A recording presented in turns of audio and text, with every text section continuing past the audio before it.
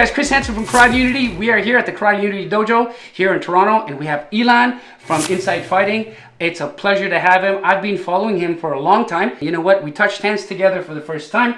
On Saturday, we did an event, a Karate Unity event with Rise MMA. We invited Ilan down, and he showcased some of his raid self-defense. I think you've done a fantastic job integrating your traditional background in FMA and Silat with combat sports and all this tactical work that you've done with these guys that you were mentioning. And when you showcased all of these things to us, it was seamless. We're here today because I want to find out from Ilan how you make modifications and adaptations to FMA and Silat for athleticism and self-defense.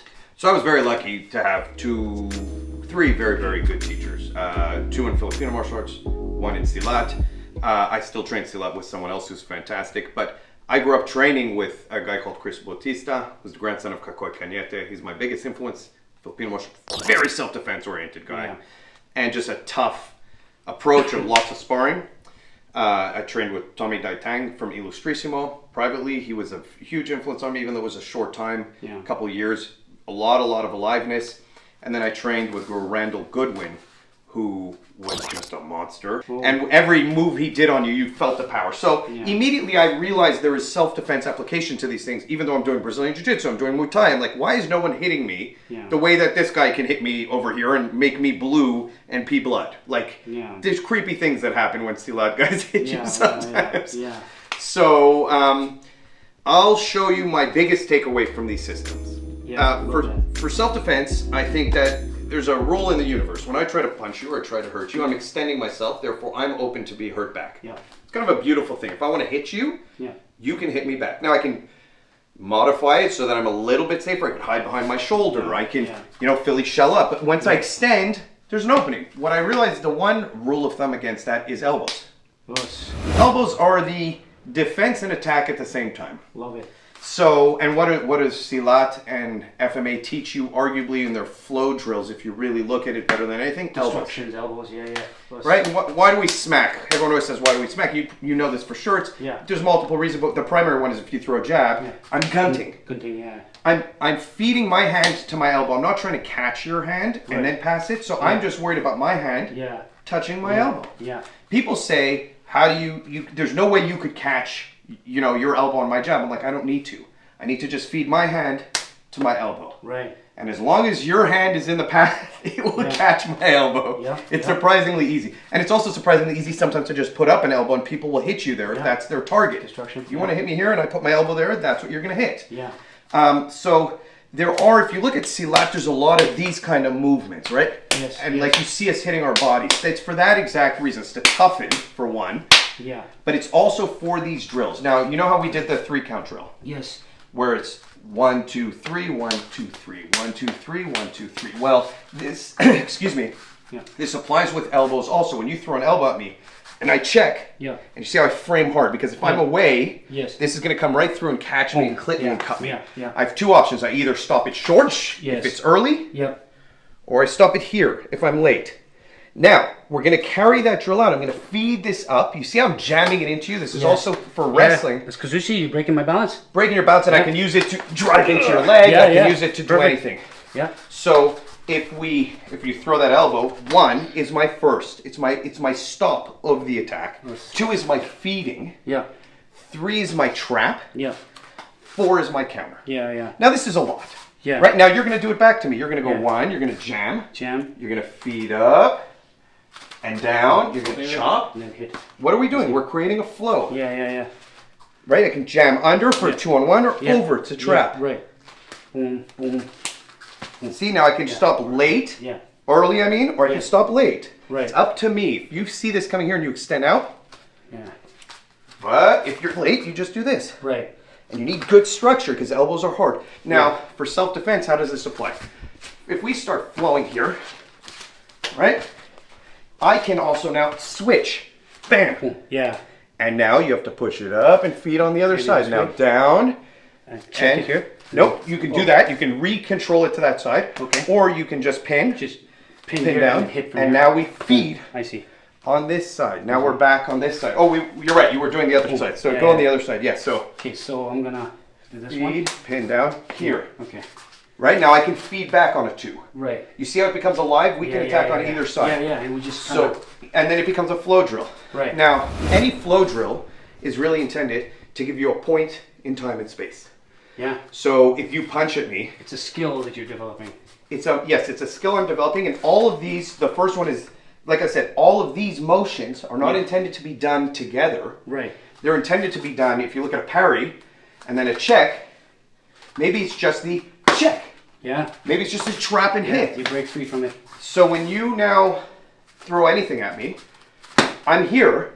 Yeah. My first thing that I learned to do there is throw the elbow. Right.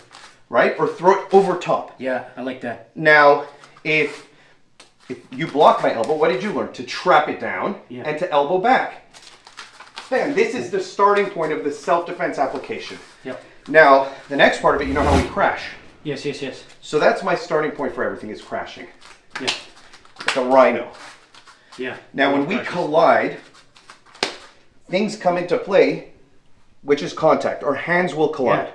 They're either going to collide on the inside, where I'm here, or you're going to stop me short. Right. Well, that exact drill that we just did from Silat, that Panantukan drill, we do it in FMA too, is a drill from here when I feel this happen to go here. Yeah, you have all those contact points. Yes, and then I can learn to go here. Yep. And then I can learn to drive you down, come over top and keep going with the elbows. So the elbows become the framework of everything I do. And all these motions, when simplified, are self-defense motions. Complexity-wise, they're hitting. They're hitting. Yeah. They're hitting. But in self-defense, where I try and take as many variables out of the equation, I'm just going here. Yeah. I'm going here. Yeah. I'm not opening up. And maybe that's all you There's need. never a hit. Yeah. Yeah, it might not even be that it's not all I need. I might need more. Yeah. I might need, which is why we train the grappling, which is why we train all this other thing. Yes. But the thing I don't want to do, the last thing I want to do, is take my hands away from my face. Right.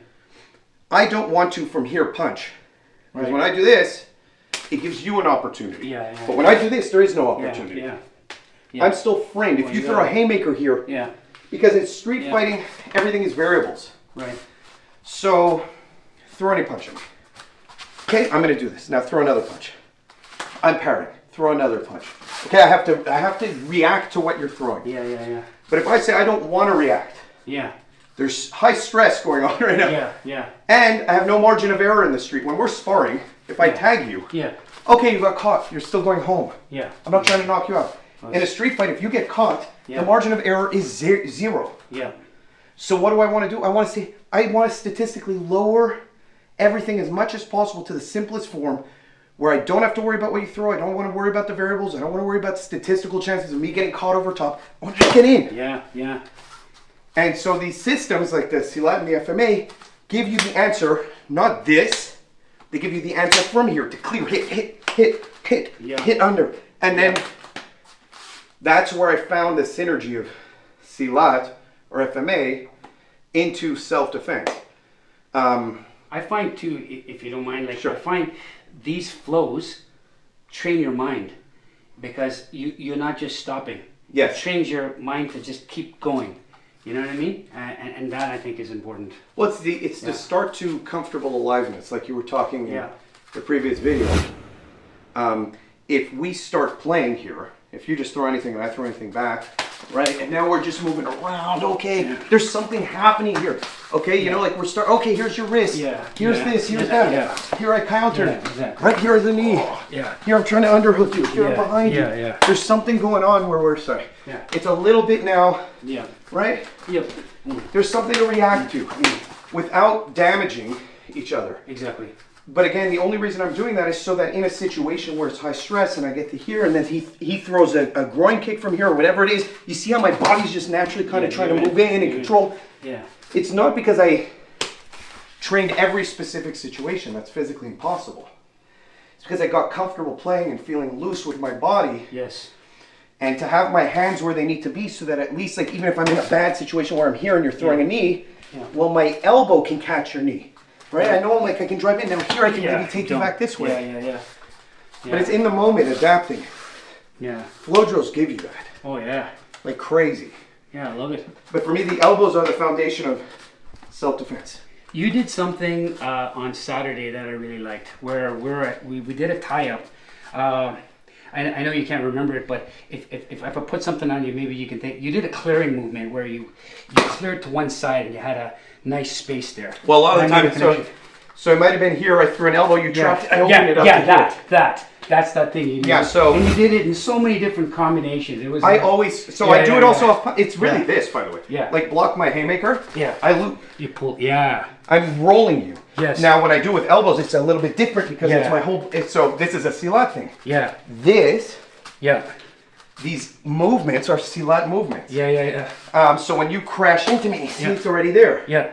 So you see what you did there, that circle. If you remember, I talked about it. We have this thing called Gidan. Yes. This Gidan, but we have these motions too. So if you think about it, when we actually demonstrate it, it looks very robotic, right? But the concept is the same. So if I'm crashing in, I want to clear that hand, right? I'm just gonna move that hand. It's the same exact thing. It's this, right? But I'm making contact here. Like I'm staying sticky. I'm clearing it so I can get in. And throw, right?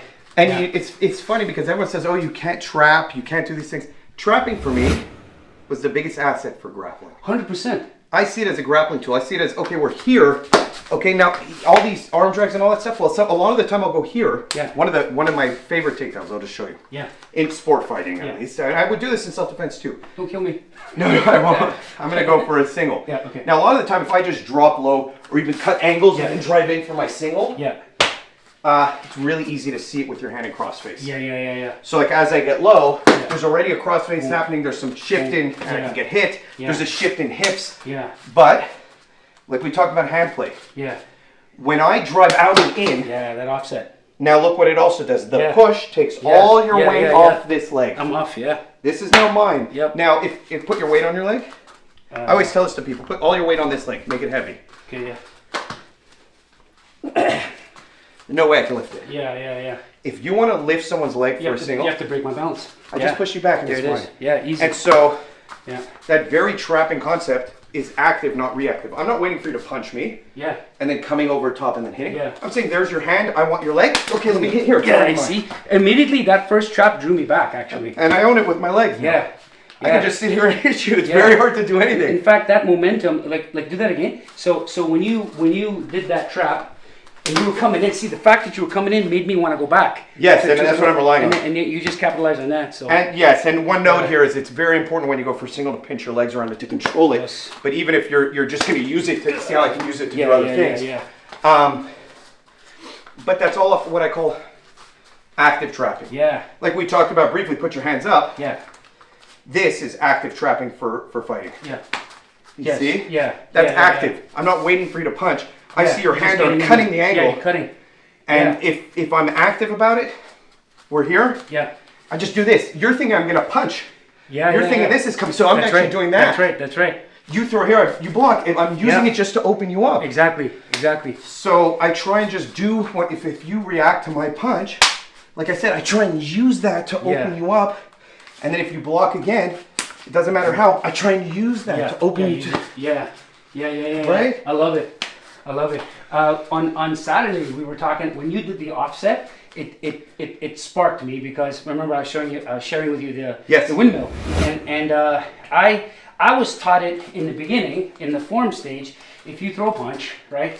This kind of thing. You throw another punch, right? Oh, but I mean that's chasing hands, and to me, I mean maybe you'll be good for maybe a second, but later on you'll die. Yeah. Right. So I just incidentally played with this concept of this in motion, and I came up with it through years of training and sparring and all this and that. So if you had your hands up here, right, we're moving around, boom, I'm hitting you and moving at the same time. It's the same offset principle.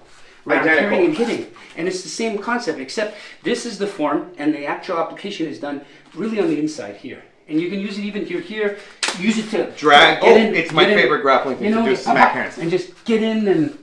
It's sharp. Or if you want to touch someone's face, touch their hand. Right. I always say that if you want to kick someone, touch their hand. The hand is the closest. It's a Filipino principle, also, by the way. What's your closest weapon? This. What am I going to hit first? This. Yes. Why am I going to go to your face? This is in the way. Correct. Unless you don't know what you're doing and your hands are straight down, I can touch your face. But if your hands are up, I'm not going to try and punch you in the face. Yeah. I'm just going to do this to you. Right. If I want your leg and your hands are in the way, I know that this is dangerous. I'm going to do this to you.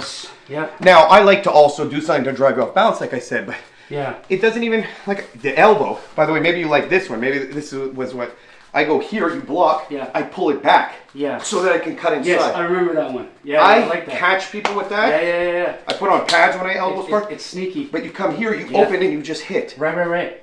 If you block with one hand, I open just inside and I hit. Yep. That elbow series I was showing you earlier, that elbow flow, you're doing all these wipes, right? So if you trap it here, I've got this to wipe and hit, you know? It's trapping. It's functional trapping. It's trapping from an active position, not a react. When you start punching at me wild, this is not when I'm going to start trapping.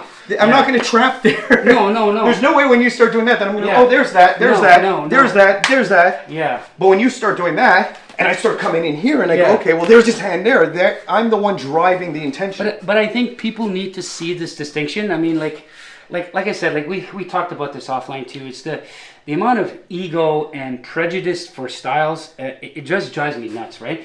Like trapping has a function.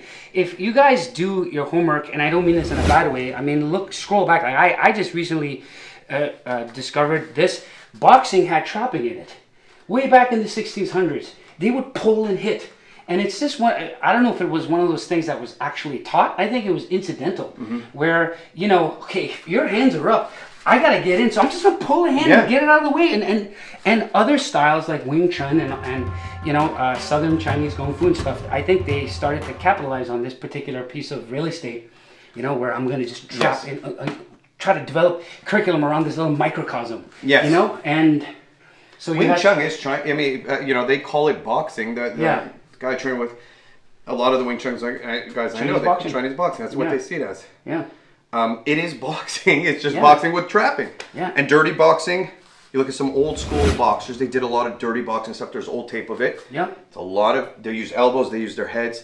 There's frames too in dirty boxing. If your guard's up, you just cram to hit. You know. And people hit, boom, and hit like it's. There's a guy with an old. So this is what I call cape. Yeah. There's a variation of it where you go here. Yeah. And there's. By the way, I like this one. This is great for covering. And so I like this. I like this. Yeah. But I trained with a boxer who did old school European boxing. Yeah. He told me do this. Yeah. Nice. And this felt weird to me, and I was like, "Why am I here? I'm not covering up." He's like, "The reason you're here. Number one, I want you to feel this. Yeah. Okay. Yeah. Okay. So what do you see coming at you? Do you see the right hand? I don't see that. Very hard to read. You see this coming down. I think this. You follow this. And so he was like, there was boxers who would just drive into you with it. Yeah. And then they would see how you get caught. It's hidden. That's hidden. That's hidden. It doesn't even appear to be hidden. Yeah. But it's very hidden. Yeah. You can't see it. I want to call him the sneakster because well, that's on my kicks especially. On Saturday, like you did this thing where you're rounding up like this, and let's see if I can copy it. You went, boom. Yes. Something like that, right? I go here. Yeah, that's just. I bring it up like this, like because I've kicked you in the leg already, and then I bring it up. Yeah, that's just. Yeah, that's a great kick. It lands on a lot of people. Yeah. But it's connected to that, like this. Same idea. You put it under, and it's also protecting your body because this was bare knuckle. Yeah. And put your hands up. Yeah. This was a trap. A trap. Yeah. It was also clear, and it was also a weapon. Yep. It was an elbow weapon. So if you're punching at me, you're catching my elbow. Yeah. I can drive in with you. I can clear with it, and you can't even see this right hand. Yeah, I love those structures, man. I've learned along the way to use all these structures. Like even in karate, we have all these things. Like this particular position is a yoi position, but I found ways to kind of put it in here and use this to ram, you know. And different tactical systems, like for example, the defense lab guys, they call this, I think, the thinking man. Yeah, and or the pensador or something like that. It is thinking man. Pensador is thinking man. Yeah. And you know, if you strip away all the names, you just have biomechanical principles. You know what I mean? Biomechanical principles, and how innovative are you going to be with? Like, in other words, innovative. like if my elbow comes here, okay, I can move it up. If it comes here, okay, maybe there is a fist. You just start looking for those spots. Yeah. But that all comes from flow. From play and flow, that's right. And I find the most effective, like we talked about this earlier, the most, I guess, return on investment in martial art training is the ability to give you and your athletes the chance to play. You just have to, you know? I'm going to say the most important thing in return on investment is outside axe kicks. We demonstrate here. Yes, my please. ACL torn. You're not going to come inside and up and smash. Yeah. You're going to come outside, break the guard. Yeah. And then do a kick off that. So Yeah. it's touching the head, coming up and slamming down on the outside. Most deadly move in all of fighting. Andy Be careful hug. of it. Andy hug. Man, Andy Hug actually, I was saying it as a joke, but he would actually do it crazy. Oh, effective. yeah. And he would do this low. Yes. Yeah, he'd do a spin right to the back of your leg. Yeah, it was crazy. Yeah. Oh, thank you so much, man. Thanks. I needed to speak to this man. I just had to. It was like martial art magnetism. Thank you guys. Karate Unity signing out. Please follow Inside Fighting if you haven't followed it yet. He covers martial arts, combat sports, and combatives really well, holistically and respectfully. Of course, he's got his opinions, but he's respectful, and that's why, you know, he's here in my house, right? So, man. Thank you. Thank you. Good to see you, man. You as well. All right. Ready? We're on. Hey guys, Chris Hansen from Karate Unity. Welcome back to the channel. We have. Oh my God.